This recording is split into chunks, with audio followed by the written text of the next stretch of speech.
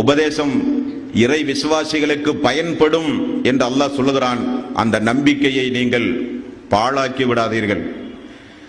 இந்த செய்தியை கேட்கிற அமர்ந்து கொண்டு செய்திகளில் இந்த செய்தியை இன்னும் இல்லங்களில் அமர்ந்து கேட்கிற மக்கள் எல்லாம் இறை விசுவாசிகளுக்கு நிச்சயம் அல்லாஹ்வினுடைய ஆயத்தை கொண்டு சொல்லப்படுகிற உபதேசங்கள் பயனளிக்கும் என்று அல்லாஹ் சொல்லுகிறான்.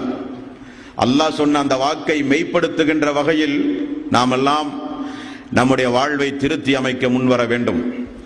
51வது அத்தியாயம் 55வது வசனம், வதக்கிர் ஃபஇன்ன ذிக்ரா தன்ஃபஉல் முஃமினீன். இறை விசுவாசிகளுக்கு நீங்கள் உபதேசம் செய்யுங்கள், அந்த உபதேசம் அவர்களுக்கு பயனளிக்கும் என்று அல்லாஹு தஆலா சொல்கிறான். அப்படிப்பட்ட இறை நேச செல்வர்களாக நாம் எல்லாம் மாற வேண்டும்.